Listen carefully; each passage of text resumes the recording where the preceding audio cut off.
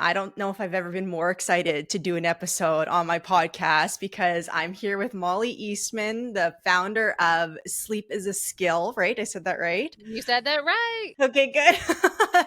And, we were talking about being uncomfortable for this, and Molly's braving this podcast from the heat of Austin, Texas outside. So, shout out to you because I don't know if most people would be willing to do that. I know, it's like questionable. Are you getting ready for this podcast for anyone listening? Like, what is going on over here? Yes, it is very, very hot. But we will talk about the why that one might benefit from getting a little uncomfortable now and again, temperature included, light included, all the factors of nature and how in the world this plays in connection with sleep. So lots of discussions there, but also just thank you so much for that very kind intro. And, I was loving to connect with you before we hit record too, and just the shared passions around sleep. And certainly in my own story, just that hard one, being on the other side of struggles with sleep and knowing what that feels like. So if anyone is listening, oh my goodness, if you're struggling with sleep, that just the commitment is that we provide some real tangible things that people could do to support their sleep right away. Absolutely. And I had shared with you before I got on here how this is such like a passion of mine now, just because I suffered from terrible sleep for so many years. And it actually kind of leads me into my first question. So, Yeah. my clients are high performing executives who are dealing with burnout. So obviously sleep and rest and recovery is a major part of that. And obviously my Yeah. audience as well too. But I find that I've two types of clients. One that they very obviously know, like, yeah, my sleep sucks. I'm waking up in the middle of the night, or like I can't fall asleep. So they're very aware. And then I have another set of clients who are like, oh, my sleep is fine. But then as we go on and they start to regulate their nervous system more and they start to like heal that burnout, they look Yeah. back and they go, my sleep was not fine, but Yeah. they thought it was because when their head hit the pillow, they were out and they'd Oh, sleep straight through and wake up. But then there was never really any actual like recovery happening. And so one of yes. my first questions is like, how do you know, or what metrics do you use to determine someone actually has a good sleep? And one thing I want to add on to that is because in my practice and my coaching, like obviously there's all these great like tools out there now, Whoop, the Aura Ring, like all Yeah. these things. Sure. But to me, for my clients specifically, they're such metric based people. Yeah. I come from the standpoint of I want you to know how to use your own internal compass. So I don't want you to have So to get that. rely on the tool to tell you if your Yep. HRV is good or if you actually feel regulated today or if you actually had a good sleep. Like, how do you feel into that? So, So good. factoring that in, what are some things people can use to determine if they're actually getting the rest and sleep that they need? Yeah, you said so much like great stuff there. So one, I love that you pointed to what we often refer to as a bit of a red flag when people are dealing with issues with their sleep. So one being that age old, oh, I fall asleep the minute my head hits the pillow. And that turns out to be a big red flag that something might be at play, whether they're sleep deprived or they have sleep disorder. There are over 100 sleep wake disorders. And so many times they are running around either undiagnosed or untreated. So if that is something that people are dealing with, is that issue of falling asleep immediately, there should be a little bit of a latency time. And so if you are one of those people, we want to help support you to kind of get up under what's going on there. But additionally, there are other things that we can look at. So one, I actually just did my newsletter on this topic, is consistency. So if I do have people, if they are tracking, we can see this in black and white. But to your point, there can be so much power in taking a vacation from stats if you are, really stat heavy, or if you've never tracked before, you can do kind of just that, intuitive piece as you're pointing to the power of that, checking in with your body. If we've been disconnected from our bodies for quite some time. And maybe even keeping an old school pen and paper kind of sleep diary, and then seeing what comes up, night after night after night, morning after morning. And one of the big markers that we're looking for is consistent wake up time, especially because that's where we always want to begin. So just one quick takeaway, if people are, throughout this entire podcast episode, some key practical takeaways. We do want you to test out the world of consistent wake up times, about 7 days a week, plus or minus around 30 minutes. And we say wake up specifically, intentionally, because that is an area you can always begin at. You can't always force yourself to fall asleep at 10 o'clock or whatever, but you can have a say over what time you wake up. So that would be one thing that you could begin to institute. Now, so looking at that consistency and regularity, we got a lot of great studies and research, especially in recent years, that have come out on some of the powers of sleep consistency and regularity. So that's a big one across the board. And right out of the gate, we know that a lot of high performers, especially they're traveling a lot. I mean, I have a ton of clients that they are just every week, every other week, or what have you, are hopping across from, say, New York to LA or Hong Kong or whatever. And so throughout that process, they're dealing with just clear jet lag like symptoms. Now, and that can sometimes mean social jet lag, like they're not even getting on a plane, but they have such variability that they are exhibiting jet lag symptoms, even without the actual trekking.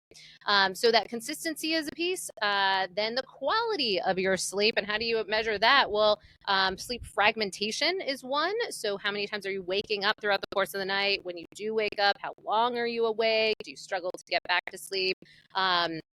And then also sleep latency. We kind of hit on that of the other side of the coin when people are falling asleep really quickly. But if there's that other side of things where they're having really difficulty falling asleep, and when we think of insomnia, insomnia is really, kind of marked difficulty in falling asleep or staying asleep. And sometimes, annoyingly, both, if you're really going through the ringer. And that was what I was dealing with about a decade ago when I went through my period of insomnia, and it was tough.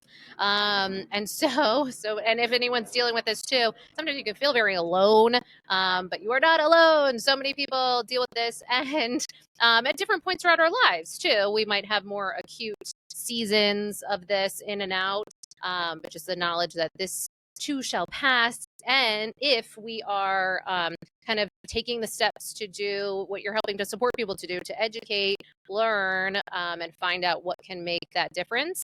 So that sleep, the ability to fall asleep with a bit more ease, but hitting that kind of fine line where on average it's anywhere from around 10 to 20 minutes or so to fall asleep, kind of a healthy sweet spot. And of course, there's dynamic nature. Sometimes it's a little bit faster, sometimes it's a little bit slower. But if you're really egregiously like laying there for a long stretch of time, that can be clear, and as well as the fragmentation piece. Then with wearables, we can get a little bit more information too on things like blood oxygen levels. Is your oxygen level dropping throughout the course of the night? We can get some information around respiratory rate, heart rate, HRV. So we can see sort of patterning. You can get some information around sleep stage classifications. It's kind of some of the weakest data, if you will, on these wearables, unfortunately. Unless they're on the head, because really sleep stage classifications are much more bolstered in their accuracy if it is more brain based, and when it's not, it's kind of a best guess. Now, it's not to say that they're not getting better and better and much more kind of akin to or getting to the levels in the process of almost getting to those levels of in lab, but not quite there. But even in lab still is not like a gold. It's the gold standard for giving us our best understanding, but there's still questions of different people looking at an individual sleeping, which the agreement can kind of come into play depending on who's kind of grading these sleep stages. So that was a lot to say that there can be different ways of looking at your sleep kind of quality and, of course, quantity. So that's probably how a lot of people begin on this journey of kind of assessing how their sleep is. They'll say, well, I'm getting X amount each night. Now, I'm sure people might be familiar that some of the things that are thrown around is for a healthy adult around 7 to 9 hours a night. And it's a U-shaped curve, so meaning that there can be what appears to be a healthy smattering of a little bit less than that, so a little bit under 7 hours and a little bit over 9 hours, and still appear often to kind of be healthy sleep and just a different sleep need for each individual. However, when you start going outside of that U-shaped curve a bit too further away from those numbers, that's when we start to see problems on both sides. So kind of hypersomnia, oversleeping, or sort of that insomnia and difficulty of getting those total sleep hours. But I'll pause there and see if there are any questions with all that. Yeah, no, that was great. Like your information, I have so many questions, but I'm going to Okay. try and narrow it down for people. So, Okay. Good. one question I have is, so back to the fragmentation piece, because Yeah. that's something I struggled with for years, right? Like Most people, you're right. I, Yeah. I'd wake up at 3 a.m. and I'd Yep. be laying there till about 4 or 5. And then I have to get up in 2 hours anyways. Like what, like, and I just end up fuming because I can't get back to sleep. But obviously, you've said like it's like, I guess what I'm asking, is there a healthy amount of fragmentation? Like, is there Yeah. like 10 minutes a night is normal? Is it like, what's a good amount where it's like you're still getting a good quality of sleep? Yeah, absolutely. Yeah, so it is absolutely normal to wake up throughout the course of the night. And it's when it starts tipping the scales in a couple of domains. So, one, when you start really struggling to be able to fall back asleep, or we're talking multiple awakenings throughout the course of the night. Especially there can be different seasons of life, periods of time where you might start to have flare ups and more awakenings. Often we see this as we age. That's why they say for healthy adults that 7 to 9 hours. But then as we go past different, parameters for this, so some people say over like 55, 65, etc. But as we age, then we might see more sleep fragmentation and more awakenings. But it's also this subjective piece too, and so powerful, the nervous system work that you're speaking to, because this is where some of the psychological aspects of sleep really come into play, because there's also that, like, are you getting frustrated throughout the course of the night? Are you laying there and now you're mad that you're awake? Because there can be some people that they'll have an awakening, not too bothered about it. They just kind of spend some time in bed and then they fall back asleep and they're good to go. Don't even think much of it. But then there are other people, myself included, who are losing our minds about it. And so it's just like, I want to sleep and can't get back to sleep. Now I'm laughing about it now on the other side, but I, really want to underscore the immense empathy of just how, much this can just really mess with people. And sadly, there's real world consequences where we see suicidality rates go up, anxiety, depression, emotional regulation, all of these things from a psychological perspective really become much more of a challenge, and it becomes a bi-directional relationship because now you're not getting enough sleep. Now your ability to regulate is off. You're not getting enough often of that rich either deep sleep or REM sleep. And REM sleep we like to think of as kind of our inner therapist. And now if we're not getting that inner therapy every night after night, then good luck being able to manage all those emotions. And I'm not saying that from a perspective that we can't do anything about it, because we absolutely can.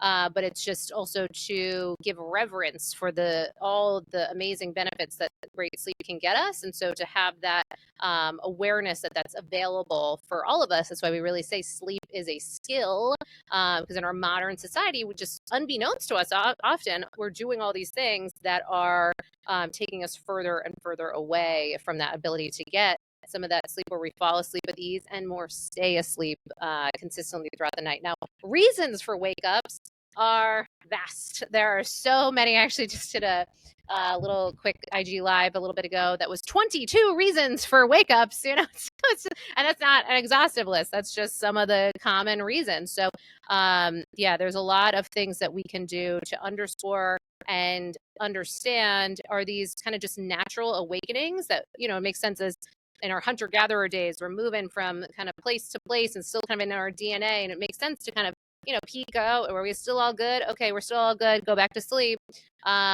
Versus hour after hour after hour, you're up and you're languishing. That's a very different thing. Okay. So with the fragmentation part, would you say like the biggest indicator is like, because I'm not as much anymore, but Yeah. similar to you, where it's like when I was up, I would be there. I'm like, I have so much shit to get Yes. done tomorrow. I can't afford to be up right now. You know what I Yeah. mean? But like one thing for me is I probably still have that maybe 2 nights a month kind of Yep. thing. And they're usually Sure. kind of around the same thing with my cycle where I Yeah. just don't have a great sleep. What I've learned to do for myself, and this is what I want to ask you, is Yeah. like, I know now that it's typically a byproduct of just me being dysregulated a little bit more that day, right? So my Yep. fight or flight is continuing into the evening. And Totally. so what I've learned to do, don't know if this is a good thing to do or not, but if Yes. I'm Yes. feeling that, instead of tossing and turning, I will get up and move. And like I'll just like walk around in the house with the lights Yes. off so I don't have Yes. to turn anything on. But if Yep. I don't get my body activated, I will sit there and toss and turn and then like get angry that I can't fall back asleep. Where if I Yeah. move, it seems to shift my state faster and then I can actually Sure. get back to sleep. Yep. So, I guess two-part question. A, would you say when it comes to that fragmentation, it really just is about how your body's responding to when it happens in the moment, like kind of like your approach to it? And B, what are some good practices to help you get back to sleep if you're struggling? Yeah. Yeah. So when we are waking up throughout the course of the night, it's so great that you've ascertained that, and it seems to be related to different parts of your one cycle, and two, kind of that continuation of that more sympathetic response throughout the from the day to the night. We often say that sleep is a mirror of your days, and is often also a kind of barometer of the workability of our lives. And it's like no judgment for ourselves, because we know that then it can really be a beautiful tool to let us know, to check in, the body is sharing that, for us, that okay, we might want to take care of ourselves, and that we all are likely to experience some form of this. And for the people that say no, I'm a great sleeper, the fall asleep the minute the head hits the pillow people, or they sleep really long, I would also offer that there can be those groups that say that, and yet, when we test them, sometimes we can find that they're just so sleep deprived because they have sleep disorders or some things at play, and that's what's having them just be so out like a log. Now, I'm just saying there's nuance here too. So, and there's Right. always usually something that we can do to up level and further support ourselves, take care of our bodies, etc. So, one, if we are having these wake ups, it can really serve us to kind of just run through, as I put this 22, it's just as one example of many, many different reasons for wake ups, and ensure that we're not doing certain things that could be activating more of those wake ups. Because a lot of people say, no, no, no, mine's clear. I just have to go, pee. And that could be true. And yet, that can sometimes be a byproduct of some of the things that could really be more upstream and really be the source point. So, meaning, for example, a very common reason that we see wake ups for people is more metabolism, in metabolistic in nature. So, meaning that they might have spikes and crashes of their glucose throughout the day and into the night. And so, when that's happening, then they're having these awakenings. And then, by virtue, now they've been asleep for a bunch of hours, they could totally go pee when they wake up. And or there can be certain things like inflammatory issues that can actually uptick the amount of that you need to pee, but it's really more of a problem of inflammation. It can be like food related, food timing related. It can be other things, it can be sleep disorders, like sleep apnea is a common one that can make you have to go pee more often, and you're waking up because you're not being able to breathe well throughout the whole course of the night. So, kind of running through this tree, if you will, or like, diagnostic piece with a skilled practitioner to be able to understand, am I dealing potentially with any sort of sleep wake disorder? And since there are over 100 sleep wake disorders, knowing that many, many people are running around undiagnosed. So, with those wake ups, make sure we're not stepping over that, because then we don't want to just give people band-aids. Right. If there's really like something very clear there. Also, I can't underscore too how much of a difference temperature can make for wake ups. So we do see for people, we are looking to have a very high amplitude difference of temperature. So we want you having warmer days and then cooler nights, and quite markedly so between 60 to 67 degrees Fahrenheit is part of the suggestion of the Sleep Foundation to get really rich, deep sleep, and then less chance of those awakenings. And now, I'm not meaning to go through the whole laundry list because there's many, many reasons, including what you pointed to too, the timing of our cycle for women of menstruating age. And so if we go through these different reasons, we can often kind of get to the source, as well as testing. We always test people not just for sleep disorders, but for other health indicators, because there can be many, many reasons that can show up in our labs that point to why our sleep might be kind of out of whack. So anyway, you take the steps to help mitigate some of those wake ups. But now, say you're awake and now it's 3 a.m. and what do we do about it? So yes, you are pointing to something really with high efficacy, which is out of CBTI, cognitive behavioral therapy for insomnia. And out of that entire modality, and that's the most established place to begin, has the most research behind it, and is supposed to be first line treatment if you are dealing with insomnia before medications or other things. Although unfortunately, it doesn't always happen, but that is supposed to be the beginning place. And one of those things is stimulus control. And stimulus control meaning that you're keeping your bed just for sleep and sex, and then you're not in your bed outside of those, that time frame. And so when you're awake at 3, 4 in the morning or whatever, that would be kind of imprinting that awakeness onto that area and priming your brain is the logic there. That then you're starting to associate that bed with that awake state. So out of CBTI, the thinking is if you've been awake for a stretch of time, certainly if you've been laying in bed for like 15 minutes, 20 minutes, or whatever, thinking is get up and out, and then be out doing something kind of light, relaxing, you're reading, you're folding laundry, you're in dim lighting, you're just kind of, just passing that time until you are sleepy again, and then you go try it again. So that can be a great approach, and a lot of people really find value in that.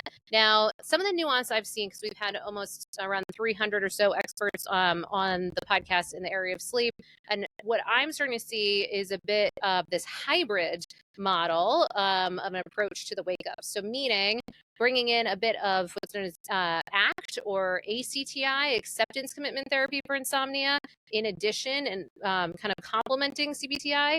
And ACT has you really practice accepting that we are awake at this time. It sounds like maybe akin to some of the nervous system work that we're doing, like not fighting our reality and our world around us and all these things.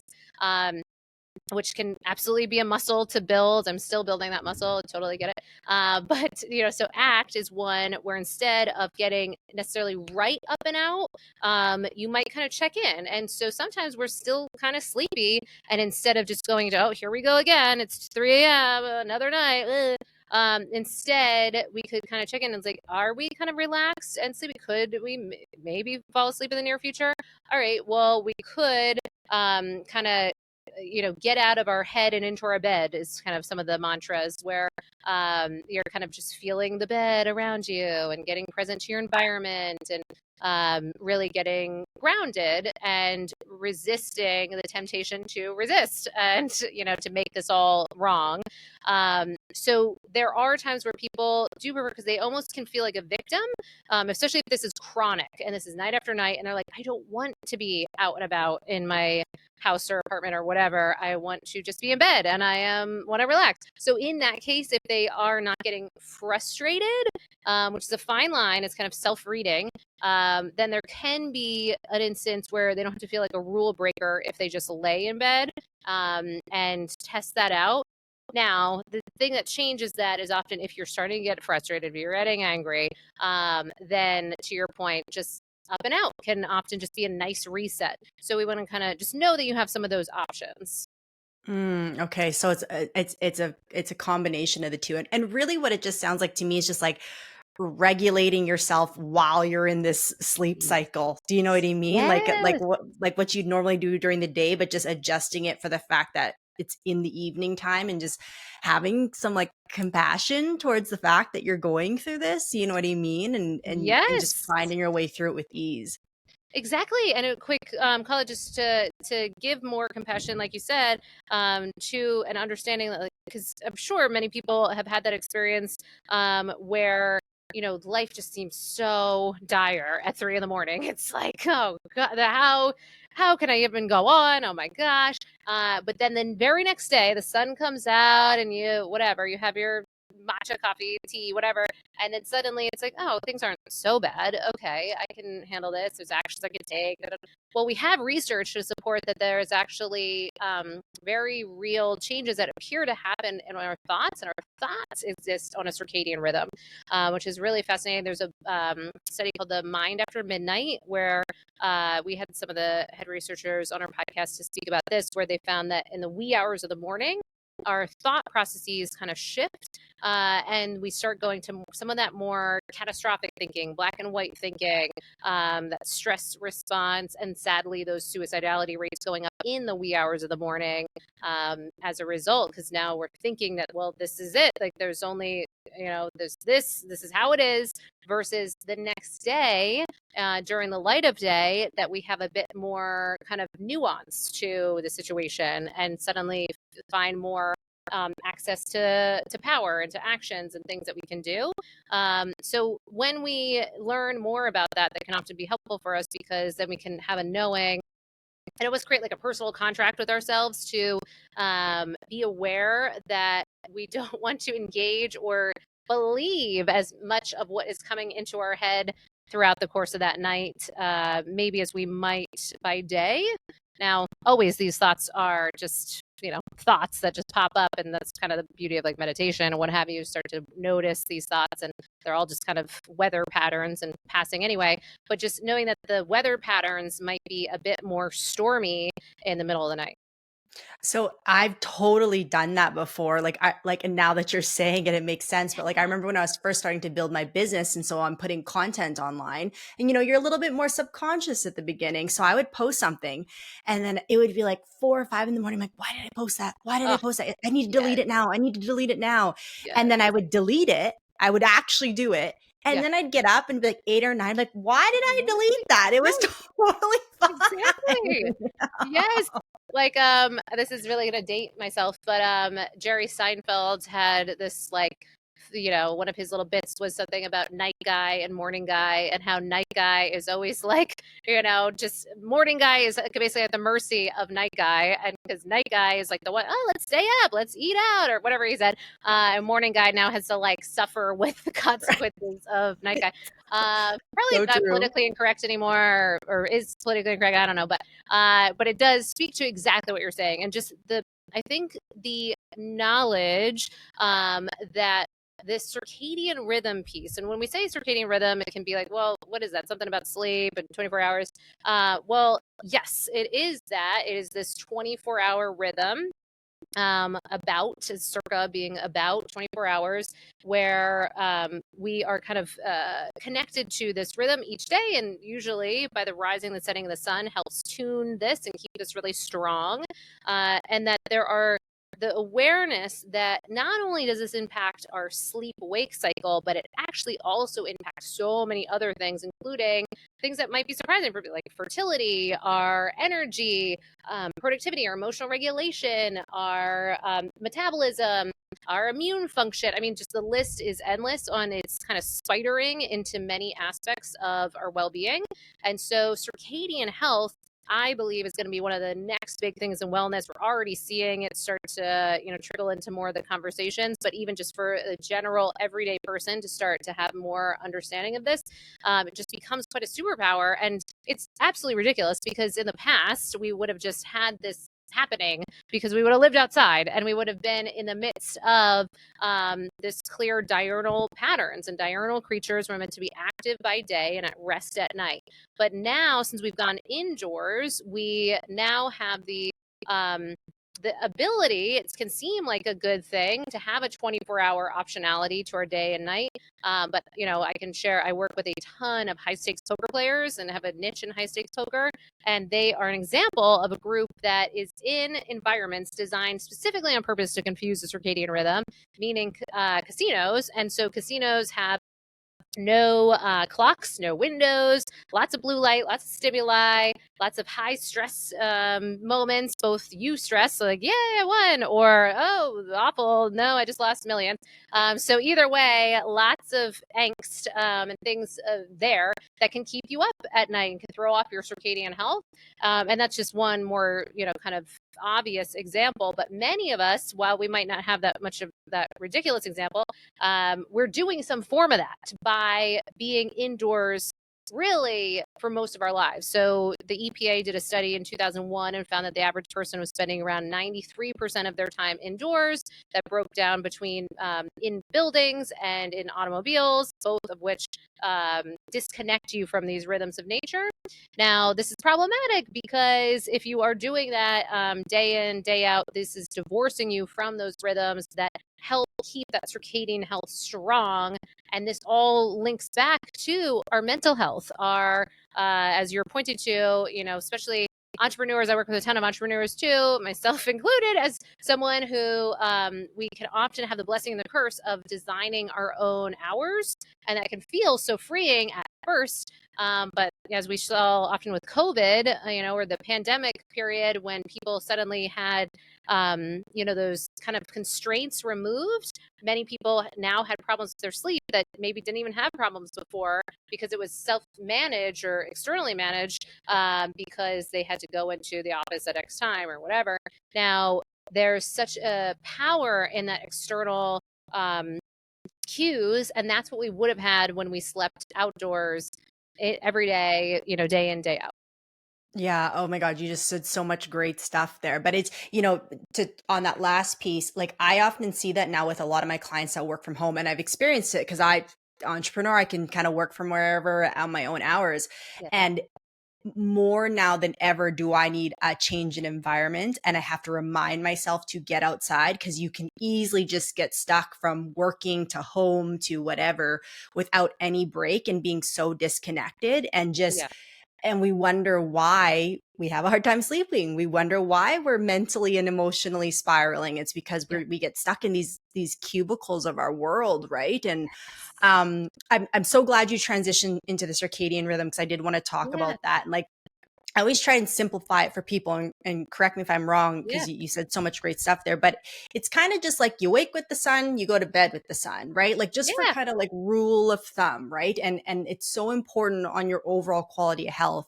But Mm-hmm. I'm in Alberta, Canada, and so we're right more in the northern hemisphere. So we're coming off a season right now. It's not we've started to dial back, but in June the sun would come up at 4 and it would set at 10:45, right? And then Yes. in the winter, it probably doesn't come out till 9, but then Yeah. it's already setting by about 4.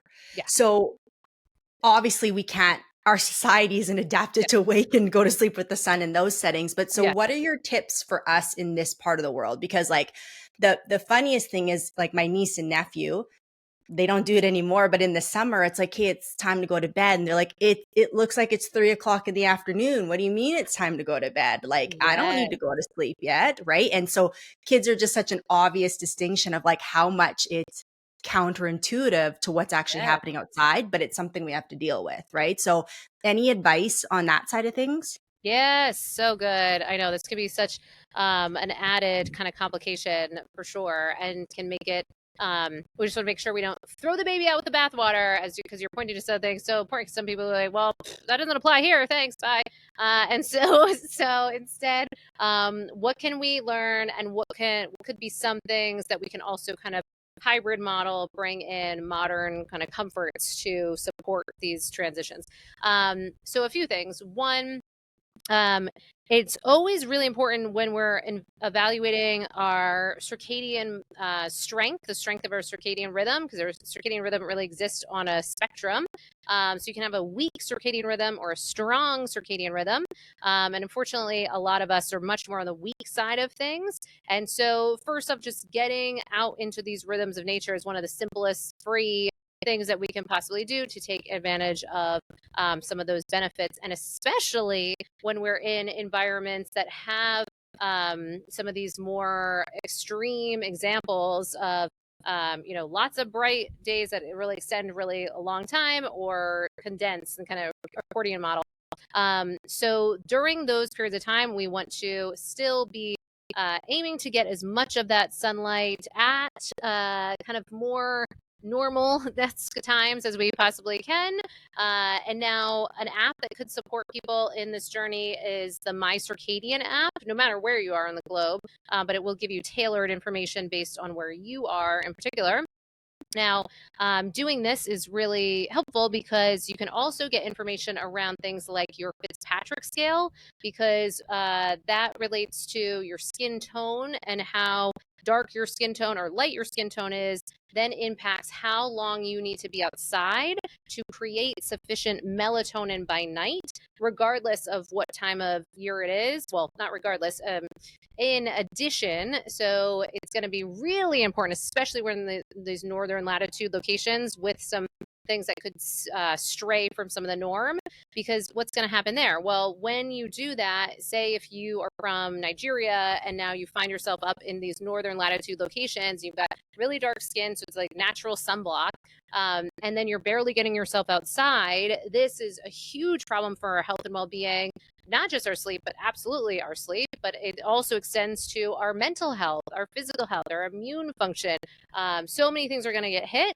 So we want and need to know about this information, because that will tell us how much longer. So that person would need to be outside much, much longer, and we can have strategies around the time by which they're getting out. And that app can help us get acquainted to when sunrise is in your environment, when UVA rise is in your environment, which can help with a lot of your hormonal balance and other benefits. But in addition to circadian health and UVB, so getting that opportunity for vitamin D. And now if you're on the other side, say you're from Ireland or what have you, and now you found yourself in this northern latitude location, you are needing less time because you're very on the kind of lighter side of that skin tone scale.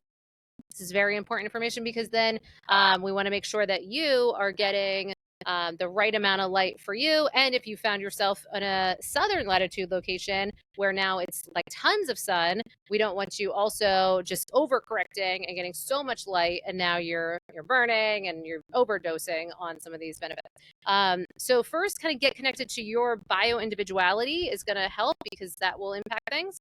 Then if we're looking for man-made comforts to add in, when we're in those northern latitude locations, most of our clients, we always tend to lead them towards things like the Spurty lamp, which is a lamp that can help you create vitamin D from a lamp. Now, if not that one, Chroma D is one that you can also make vitamin D from a lamp, but it also involves red light therapy within there. So getting some of those things can be beneficial, so that you have that access even when during some of the stretches of time where it's really, really dark. Then a solid red light panel can be super helpful, or red light therapy in different ways. You can get it like, there's one called a flex beam that can flex around. There's panels. There's one that's more like a helmet base for neuro protection and support. And so different ways of getting that infrared light, because you're going to be more devoid of that when you have those more extremes changes. And then definitely, when you're in these environments, we want to almost relate to things like shift workers, because we really, really want to set up our environment so that we have control. We can totally black out our space so that you cannot see the hand in front of your face in your bedroom. And then also in the hours leading up to bed, because as we find, especially for those of us who've struggled with falling asleep or staying asleep, if we just try to live in that sort of environment, like the kids will say, oh, it's like 3 p.m., but it's time to go to bed. How do we reconcile that? Well, we want to give ourselves hours where we are starting to wind down. That light cue and temperature cue are all telling us that in advance, so that we can make that sufficient melatonin. But one of the reasons I'm saying to still get ourselves outside and get that sunlight as much as humanly possible, when it is available, or when not, to use those artificial options, is because in the more recent years of discovering just how much melatonin we can make by virtue of sunlight exposure, which is confusing for a lot of people, because that's pointing to subcellular melatonin versus brain-based melatonin. And the subcellular melatonin is really is aided and created by the sun hitting your skin and your eyes. And unfortunately, if we are not spending enough time outside, then we're not able to create that. So that's just one free way of impacting that. Now, what do you do when you're in these northern latitude locations? You're all bundled up, you're barely showing any skin. Well, that's where, and this is kind of, some people, it's maybe bad news, good news, is cold therapy can come into play. This gets into the quantum realm of things, quantum biology, of understanding that cold therapy can help support your mitochondrial health to kind of get you through those darker winter periods, and so that you can still make sufficient melatonin, have sufficient, mental health, etc., and kind of get you through to ride through until there is more sunlight available. So pretty much what you're saying is just get outside, whether if it's cold or hot, just get your ass outside. Yeah, and I know it's such a ridiculous thing because, like, we'll hear this and we'll be like, oh, what? Excuse me, not happening, whatever. But then if we think about the history of our society and of our human beings, for so many, this is actually very foreign, this way of living. I mean, air conditioning, indoor heating, all of these things are relatively quite new. And for thousands of years, we had to fare, these changes in what was happening around us in nature. There was not as much of that divorcing that's happening now. And while it can at first glance seem like, oh, thank goodness, and of course, there's so many benefits to the comforts that we experience now. But on the other side, that kind of those swings could help strengthen the support of our overall health and well-being, mitochondria, and also tell the body more information around what time it is, not only each day, but seasonally and from a calendar basis, because the body is desperately trying to stay on time. And there's clocks existing in virtually every cell and organ in our body. And when they go out of whack and out of time, chaos ensues, and the body does not like to deal with chaos, and it doesn't know what it's needing to be working on, not working on. So that's why that quantum biology approach to circadian health can be really, really fascinating and a rabbit hole, because once you go down that, it's like there's so many things that we're doing unbeknownst to us that are really messing with our health and well-being. Well, and with everything that you're saying, one thing I've always known this, but I'm starting to actually like just really believe it and embrace it more. Like on like a spiritual level, I think that like wherever we're born or wherever we're living, there's like a purpose and a meaning to it.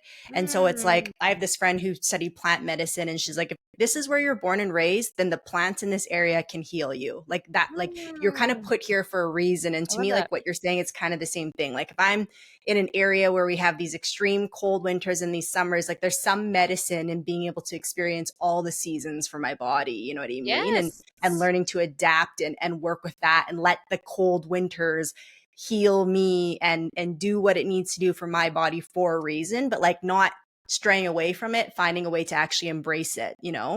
Totally, 100%. That's so wise, because everything we're talking about, or everything I've been underscoring around the circadian health is circa around 24 hours. But then we can start to look at our infradian rhythm, which you pointed to, which are these rhythms lasting longer than a day. And so for women in our cycle, is an example of our infradian rhythm. So we, like lucky us, we have not only circadian health to be concerned about, but also infradian rhythm. And not to mention, men also deal with things like infradian rhythm as it relates to the moon cycle. And so there used to be historically, when we were much more attuned to these even slight changes in light. So for instance, there's a belief that part of the origins of the word lunatic comes from the lunar cycle. And so when the moon would be present in a full moon, seeing more people acting a little wacky, because just even that slight change in light, we're so sensitive, and some people more sensitive than others. And we do find that parallels with mental health, like things like people dealing with things like bipolar and other things, they might have more sensitivities to these light changes. So we do want for people to also, if you have intuitive sense that you are really sensitive, like follow that intuitive sense. Because one, I think most people just aren't aware, like you're helping to teach people. It's like aware of our body. They might just not be tuned in But even beyond that, some people we do know measurably have more hits on things like their melatonin by the presence of light than other people. So finding out like just how sensitive you are and respecting that, because it's gonna mess with your biology, your physiology, and then your psychology. Yeah. Okay. So good. So good. I know I only have you for a few more minutes. I have two more questions I want to Yay! ask you, if that's okay. So, Okay. first one, kind of backtracking, going back to what we talked about before, just because so many of my clients do this. Any like two or three top tips for people who do travel a lot, how to adjust circadian rhythm wise or just not let their patterns get too interrupted? Because I have clients like that are maybe in a 2 hour time difference, and then sometimes they're Yeah. in a 7 hour time difference and they got to come back. And then I was just talking to a client last week. He's like, my first 3 days this week were like so not productive. I needed a nap every day. And I was like, yeah, but you were just in Germany for a week and then you were in Yeah. Montreal for a week. And it's like we got to give your body some time to transition. But any like quick tips that anyone could kind of put into practice right away just to help ease that transition for them? Totally. Such a good question. Yeah. So one, I have every client download the app Time Shifter, and that one is really great. No affiliation, but we have had the creators on the podcast 2 times because they also have just recently come out with a new version, or that's a separate version for shift workers, which is really helpful because it's using the same algorithm that NASA uses to keep its astronauts on time when they're shuttling through space. The sun is rising and setting every 90 minutes. So they take it very seriously from circadian biologists to keep them really on time. So that app can be great. And I can share from firsthand while my whole bout with insomnia about a decade ago was also during travel and in the midst of international travel and all the things. Later, once restoring the workability of my sleep, was able to successfully travel for about 3 years before then we started moving into like COVID times and all the things. But for many years, we were traveling, my husband and I, full time, back and forth, a lot of Southeast Asia to New York. And so absolutely understand the perils of those long haul travels, like 40-hour flights, with layovers and all the things. So how do you navigate that? Well, um, there in the past we had to kind of manually do some of these things, but now thanks to something like a time shifter, you can just plug in your flight and then out will come very kind of science-backed approach to minimizing or mitigating jet lag. So one, it will show you the times to get bright light exposure, and two, it will show you the times to abstain from bright light exposure, but also other things that you can do during those times and a whole like timeline in advance of your flight as well.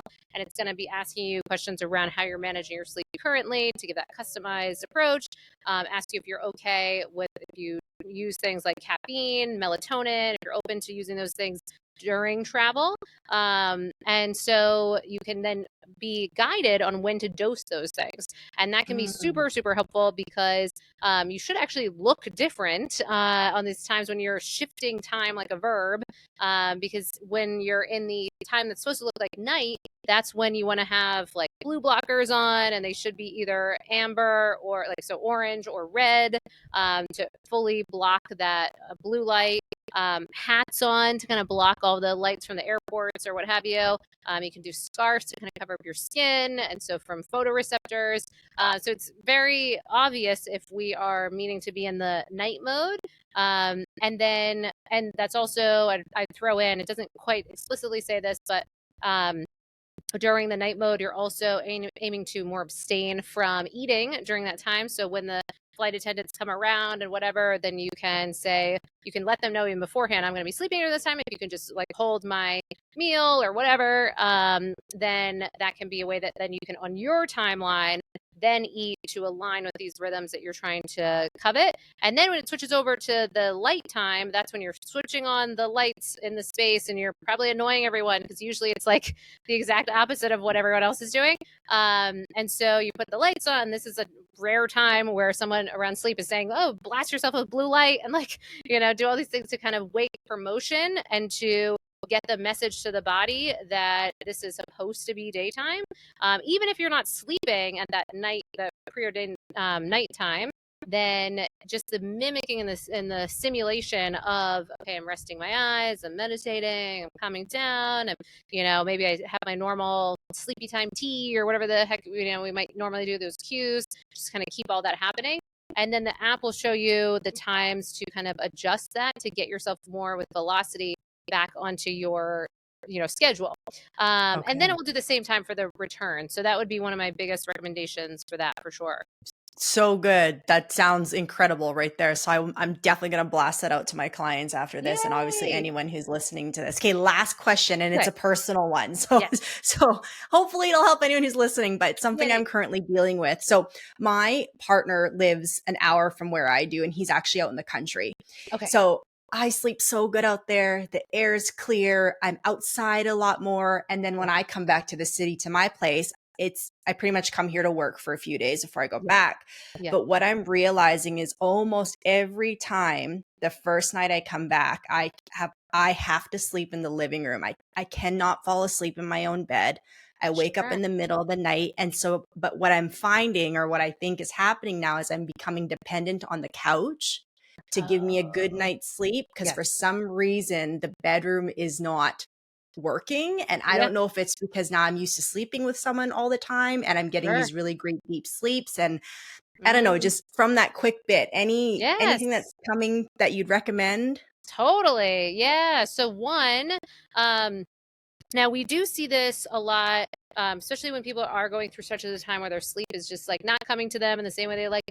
So sometimes the place that has less pressure to get that sleep Mm, can almost feel, because performance anxiety is kind of what can happen at different points with sleep. And I'm first to underscore that that certainly was an element that started happening with me, the sleep anxiety, where now I'm fixating on sleep. And now I'm like, oh, well, how's tonight going to go? And blah, blah, blah. And then if we've had some kind of negative experiences with a particular place, we can start to then say, well, I don't want to go there again. And it's kind of that stimulus control, that Pavlovian response. So one, that can be one reason. Now, if it's something where this is going to be a long term, like maybe if this is more transient for you, maybe you're going to be moving soon or whatever, then it might not have as much of a weight to kind of get this figured out. But if this is mm, something where you're like, no, I really want to be able to sleep in my own bed, I'm gonna have this place for an extended period of time, then we'd want to look at that. And we'd say things like, okay, so we'd really kind of take a look and audit our day into our night and find, are there certain things that we're doing that could be hitting at our sleep when we are home? Like, are we going like, just work mode, and then maybe we're working later and we're stressed out, it's harder for us to fall asleep, and then we have this pressure, and so then suddenly the couch is like a safe haven. So can we kind of unpack all that stuff? There's that. mm, So the psychological piece of it is something we could explore. Another thing we can explore is from a building biology standpoint, and this is another area that I believe is going to be a big area of study for people in the future. But building biology you can have a building biologist come in and just check your whole space, if it's a place you want to spend some time in, because just ensuring, is there anything going on from a building biology standpoint in certain areas. Now, this is not, because I'm not trying to get people stressed out, because then people can be like, oh my God, my space is against me or whatever. Not trying to stress people out, but more if you're like, you're buying that home, you're going to be there for, 30, 40 years or something. Yeah, it can make sense to just double check. Is there anything at the end, even in the short term? I think we will find that there's more and more evidence to support. Now, this is controversial, so I'm going to say things like EMFs, electromagnetic frequencies. So say if you have like a smart meter right on the other side of your bed, or like, your refrigerator is right on the other side, or your router, like your Wi-Fi router, some of these source points, if any of that is going on in certain areas, it can just make all the sense in the world to maybe just even move the distance, because proximity is the poison, as it's often said for EMFs. But sometimes it can be even more simple than that. It can just be a little more hot in certain rooms, and then that's keeping us awake. Can there be something with air quality in certain areas, et cetera, et cetera? So the building biology piece, the environmental piece, and then also knowing that we do have research that in urban environments, we tend to sleep worse. And I can attest to that. I've often been in some of the biggest urban environments, Manhattan in the middle of it, Vegas for poker players, downtown Austin for a smaller version of that, but still urban. And so we do see that whether it's noise pollution, whether it's controversial EMFs, or just, kind of being in high rise apartment spaces, being disconnected from the ground, lots of different theories, but we do tend to sleep worse is some of the findings in these areas. But it's not to say that we can't still make a difference with that.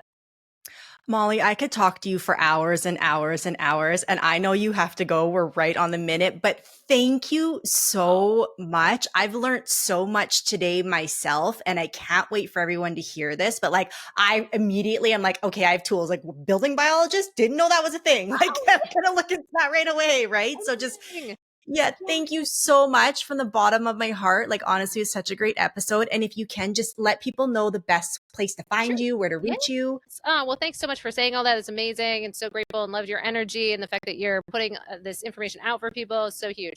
So sleepisaskill.com. They can take sleep assessments, get our newsletter, our podcast, or if they're looking for additional support, hand holding, or even just like a quick audit of whether they're wearable data, or just, kind of get a rundown around their sleep, there's all those options and more.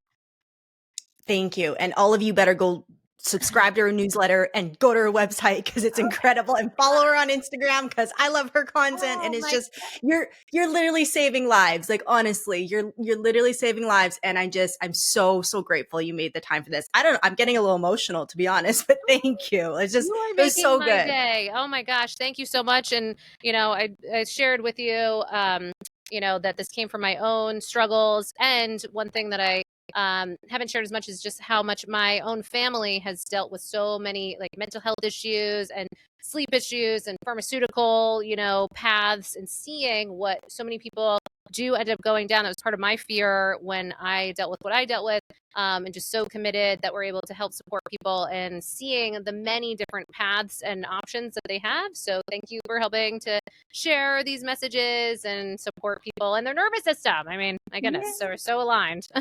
Yay. Okay. Well, thanks everyone for tuning into another episode, and we will see you in the next one.